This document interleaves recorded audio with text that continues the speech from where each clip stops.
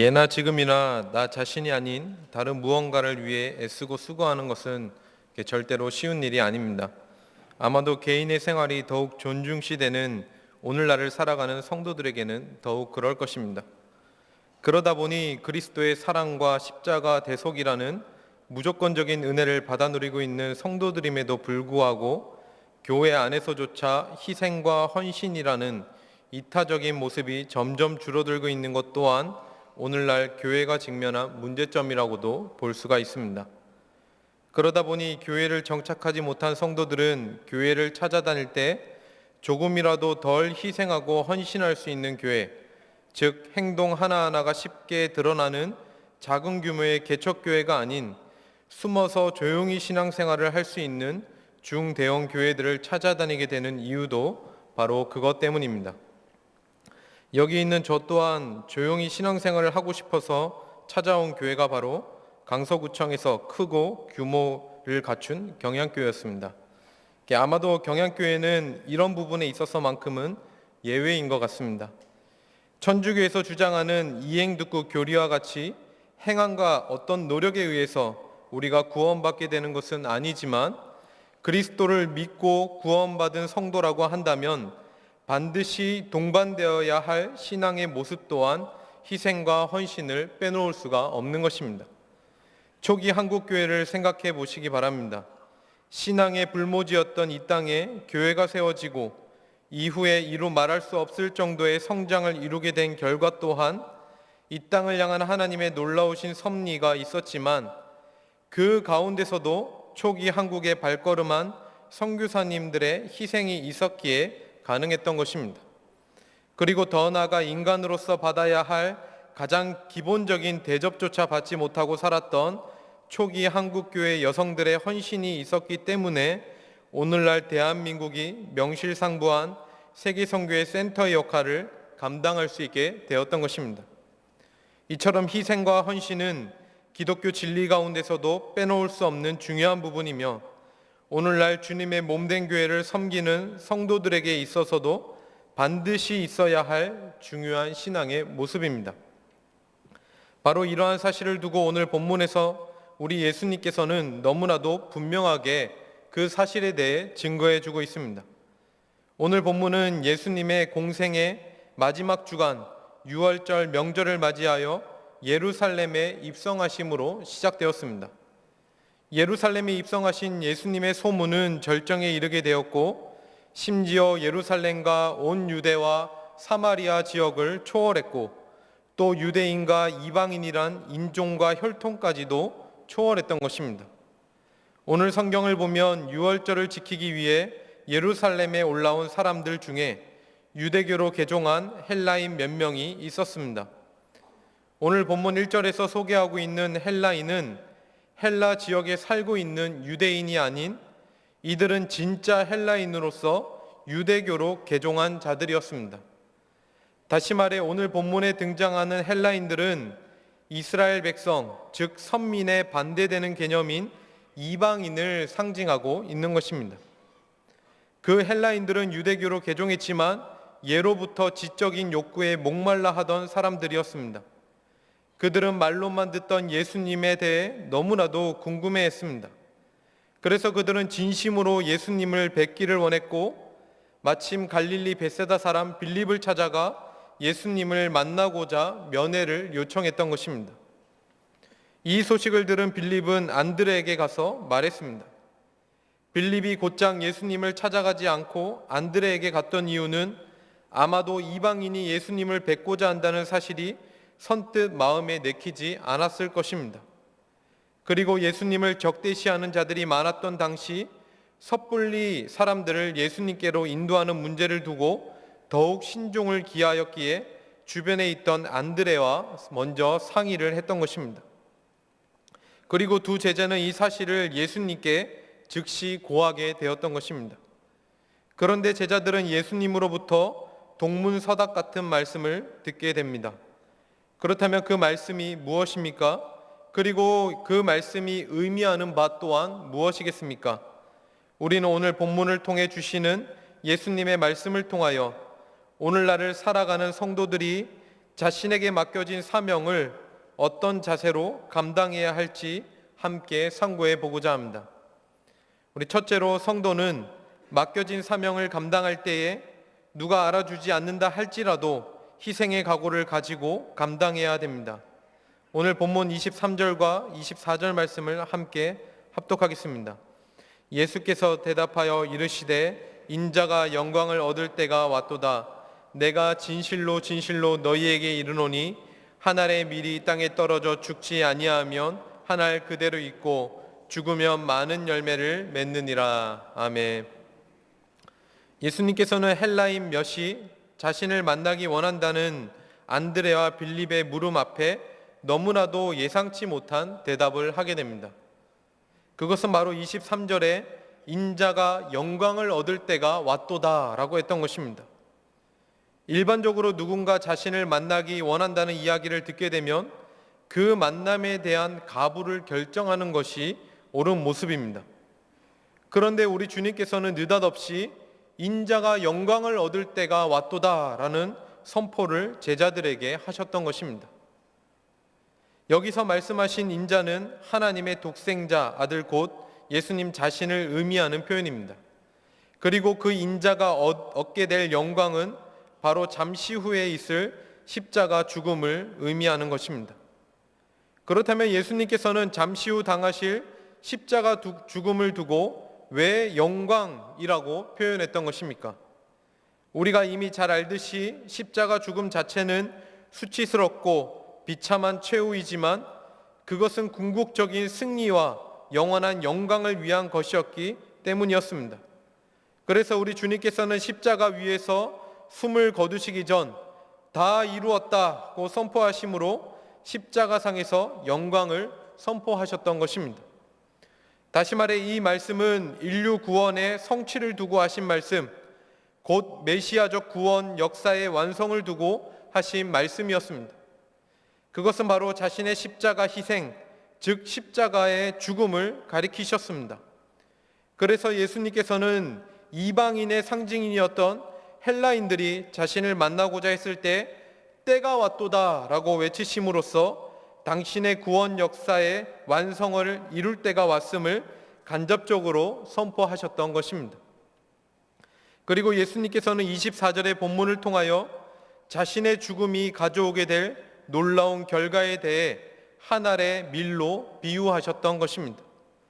본문 24절에 내가 진실로 진실로 너희에게 이르노니 한 알의 밀이 땅에 떨어져 죽지 아니하면 한 알 그대로 있고 죽으면 많은 열매를 맺느니라고 했습니다. 이미 우리가 잘 알듯이 한 알의 밀 비유는 어떤 새로운 신비한 사실을 예수님께서 말씀하신 것이 아니었습니다. 한 알의 밀이 땅에 떨어져 썩으면 새싹이 나오고 줄기가 나고 마지막에 수백 배의 열매가 열리는 것은 너무나도 일반적인 사실로 알고 있습니다. 그러나 이 말씀에는 예수님께서 하고자 하시는 분명한 진리의 사실이 담겨 있습니다. 그것은 바로 땅에 떨어져 죽는 것입니다. 여기서 말하는 죽음은 바로 십자가 대속의 죽음을 상징하는 것입니다. 즉 한 알의 밀이 땅에 떨어져 죽음으로 추수 때의 무수한 밀알들로 소생하는 것처럼 그리스도께서 우리 죄 많은 영혼들을 위해 십자가에서 죽으심으로 택함을 받은 모든 영혼들이 구원함을 입고 그리스도의 부활에 동참한다는 것을 나타내는 말씀이었습니다. 이처럼 예수님은 육신을 입으시고 이 세상에 오실 때부터 한 알의 밀처럼 죽기를 위해 오셨습니다. 그 절정은 십자가의 죽으심이었습니다. 그리고 한 알의 밀처럼 그때부터 새 생명이 시작되었으며 이후 부활 승천하심으로 영광 가운데 거하셨습니다. 그리고 수많은 사람들을 그리스도의 제자가 되게 하셨던 것입니다. 그리고 더 놀라운 사실은 그 영광스러운 한 알의 밀 대신 예수님의 열매가 바로 여기 계신 여러분들이라는 사실입니다. 그렇다면 우리 주님의 죽으심의 열매로서 그리스도의 새 생명의 은혜를 받게 된 여러분들이야말로 과연 어떠한 삶을 살아야 하겠습니까? 아니 우리에게 맡겨주신 사명을 감당할 때에 과연 어떠한 자세로 우리가 감당해야 되는 것이겠습니까? 바로 우리 주님과 같이 한 알의 밀이 되어 썩어질 것을 각오하는 희생의 삶을 여러분들 또한 살아갈 수 있어야 하는 것입니다. 초기 한국 기독교 역사에 한 알의 밀로 이 땅에 희생의 삶을 살았던 한 사람이 있었습니다. 그는 바로 조선에 성경을 나눠주러 온 토마스 선교사였습니다. 1866년 9월 4일 제너럴 셔먼호를 타고 대동강을 거슬러 올라가던 배가 점차 강물의 수위가 낮아지는 바람에 앞뒤로 움직이지 못하는 상황 가운데 놓이게 되었습니다. 그 당시 조선은 흥선대원군의 세국 정책으로 외국 문물을 배척하고 불태우고 죽이던 시대였습니다. 대동강가에 자초된 제너럴 셔먼호는 조선 병사들의 화염 공격으로 불에 타들어갔고 그 배 안에 조선의 성경을 나눠주러 온 토마스 선교사가 있었습니다. 그 당시 27살의 젊은 나이였습니다. 토마스 선교사는 자신이 가져온 성경과 전도지들을 밖으로 던지며 마지막에 강물에 성경을 안고 뛰어들었습니다. 그 후 그를 죽이러 오는 조선 병사의 창에 의해 토마스 선교사는 조선의 땅을 밟자마자 죽음을 맞이하게 되었습니다. 그런데 그의 죽음과 동시에 놀라운 일들이 벌어지게 되었습니다. 그 조선 병사는 토마스 선교사를 죽기 직전 건네준 성경책을 받아 가져와 집에 보관하게 되었습니다. 그 병사의 이름은 박충권이었습니다. 나중에 박충권은 그 성경을 읽고 1899년 세례를 받고 예수님을 영접하게 되었습니다.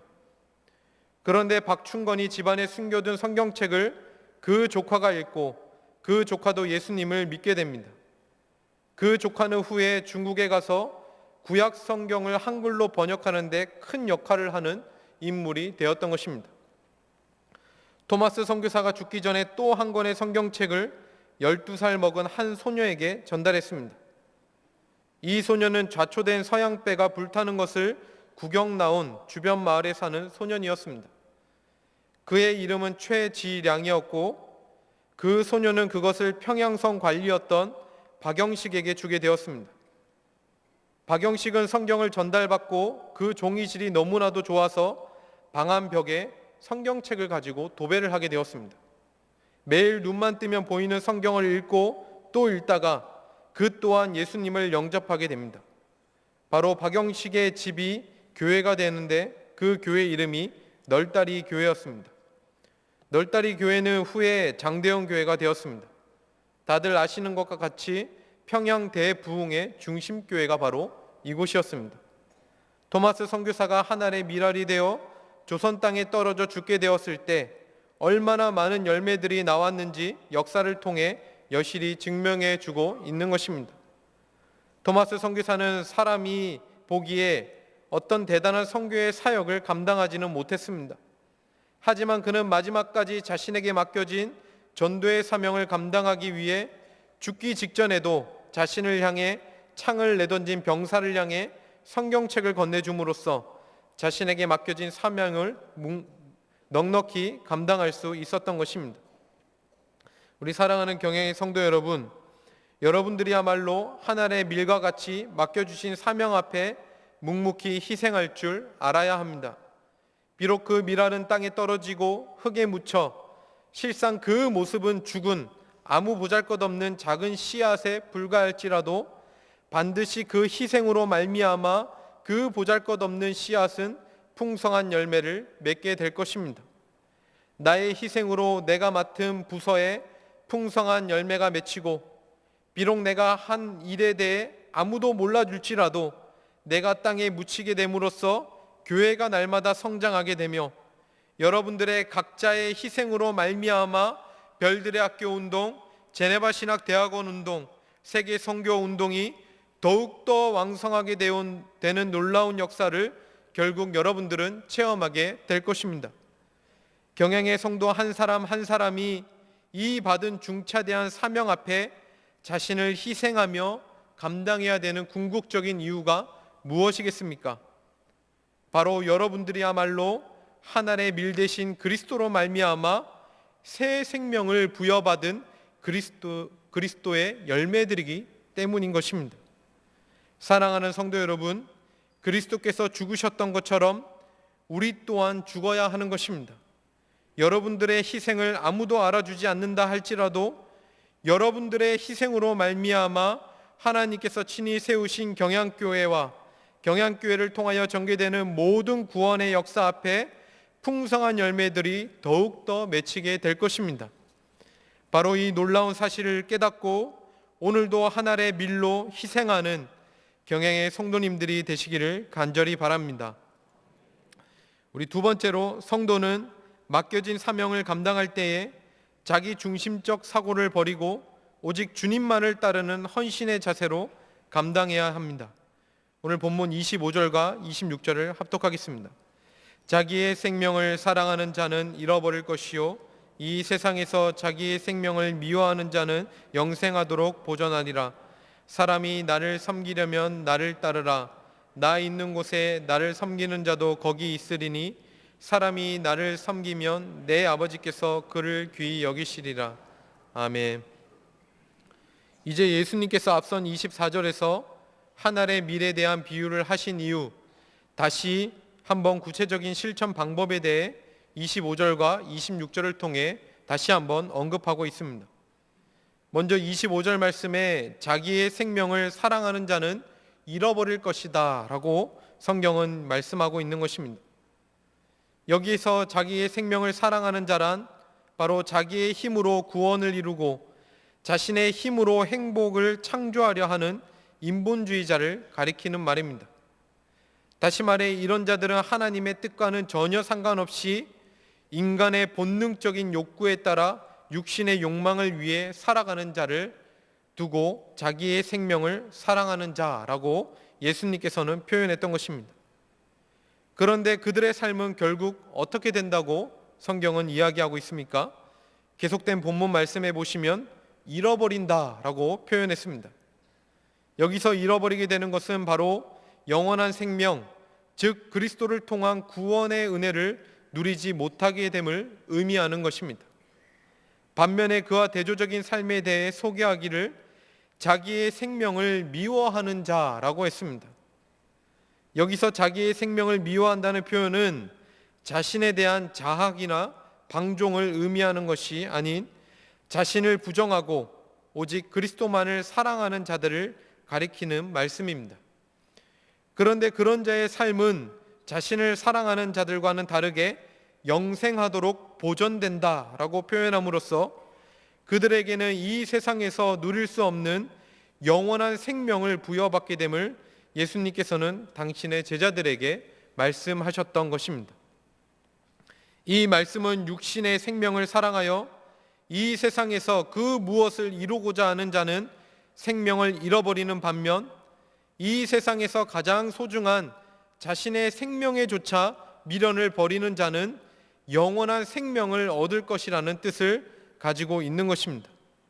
바로 이 말씀은 오늘날을 살아가는 성도들로 하여금 무엇을 버리고 무엇을 취하여야 할지를 알게 해주는 말씀이기도 합니다. 그리고 이런 예수님의 역설적인 표현은 요한복음을 제외한 다른 복음서에서도 같은 의미로 이미 여러 차례 사용되기도 했습니다. 마태복음 10장 39절에서는 자기의 목숨을 얻는 자는 잃을 것이요 나를 위하여 자기 목숨을 잃는 자는 얻으리라. 마태복음 16장 25절에서는 누구든지 제 목숨을 구원하고자 하면 잃을 것이요 누구든지 나를 위하여 제 목숨을 잃으면 찾으리라고 말씀하시므로 나의 모든 것을 내려놓고 오직 주님만을 따라가는 삶을 살아야 함을 비유를 통해 깨닫도록 하셨던 것입니다. 그리고 이제 조금 더 구체적으로 자기의 생명을 미워하는 방법에 대한 설명을 26절에서 하고 있습니다. 그것은 바로 주님을 따르는 것이라고 했습니다.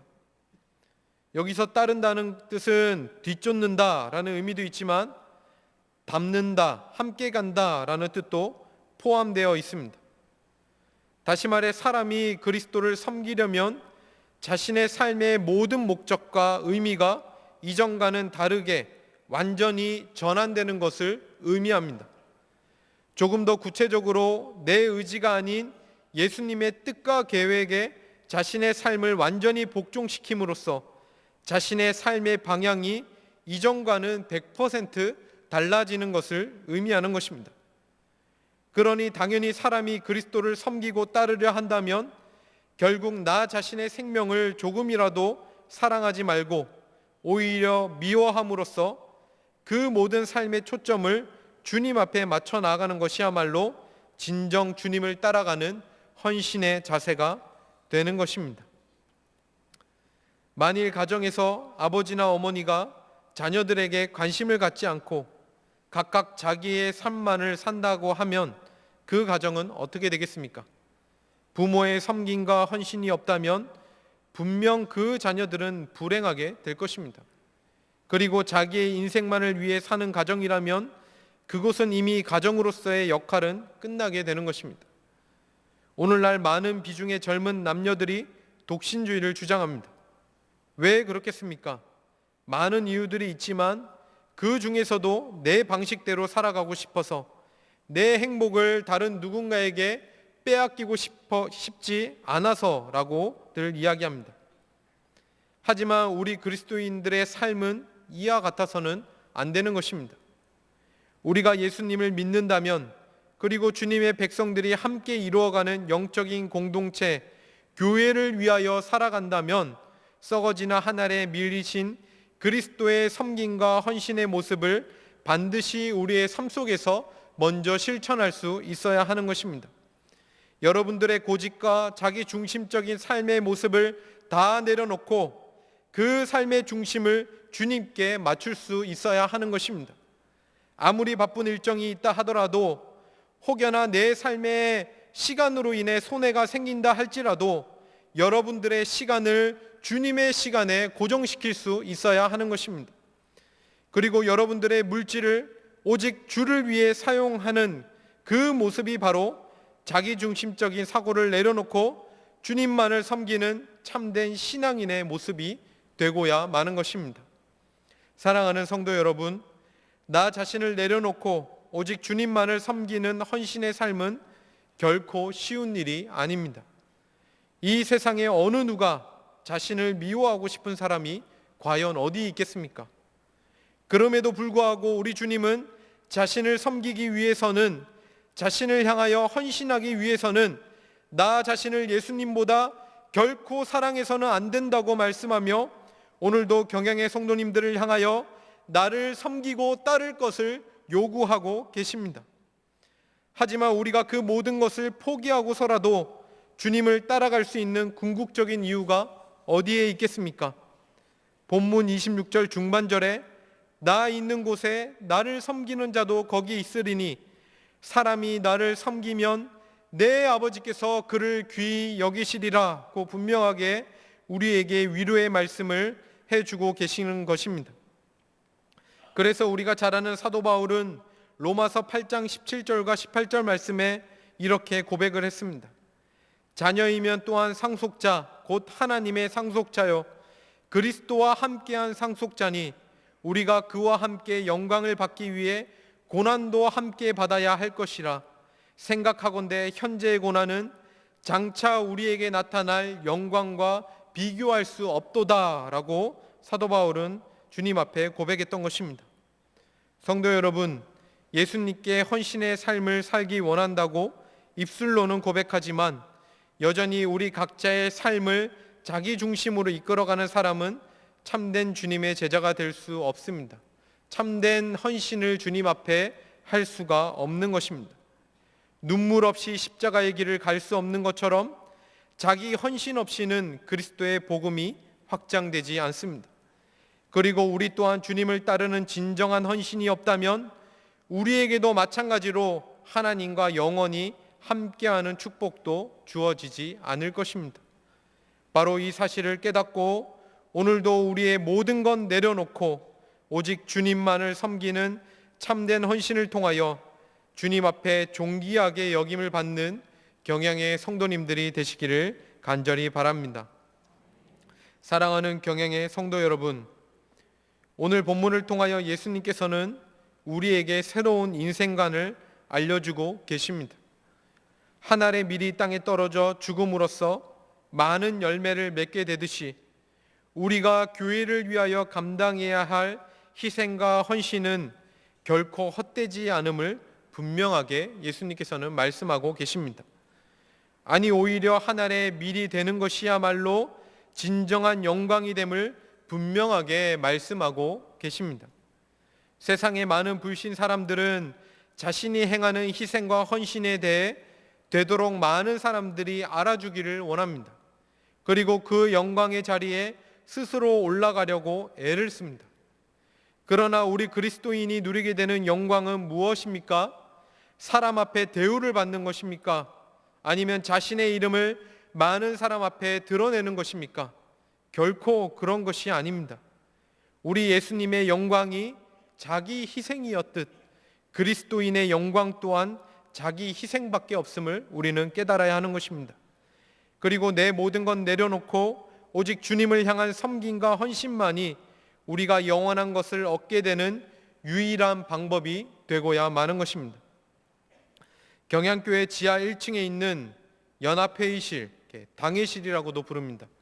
그곳에 가면 원로 목사님께서 하신 말씀을 이렇게 붓글씨로 써놓은 액자가 걸려 있습니다. 그 액자에 있는 내용을 읽어드리면 죽음을 통하여 생명이 나오고 자기 희생을 통하여 결실이 오는 것은 자연계나 영계에 공통된 천정의 법칙이다라는 글입니다. 다시 말해 하나님 나라의 결실을 위해서는 죽음, 자기 희생밖에 없음을 분명하게 우리에게 일깨워주고 있는 것입니다. 그렇기 때문에 맡겨주신 사명을 감당할 때에 누가 알아주지 않는다 할지라도 희생의 각오를 가지고 여러분들은 감당할 수 있어야 하는 것입니다. 그뿐만 아니라 자기 중심적 사고를 버리고 오직 주님만을 따르는 헌신의 자세로 여러분들은 감당할 수 있어야 하는 것입니다. 바로 그런 자세로 주님을 따라가고 교회를 섬기고 봉사하고 희생하고 헌신을 아끼지 않는 성도에게는 반드시 주님의 영광에 동참할 뿐만 아니라 하나님께서 귀히 여겨주시는 영원한 축복 또한 함께 체험할 수 있게 되는 것입니다. 바로 이 사실을 깨닫고 우리 각자에게 맡겨주신 사명을 2018년 한 해에도 참된 희생과 헌신을 통하여 넉넉히 감당하는 경양의 성도님들이 되시기를 주님의 이름으로 간절히 축원합니다.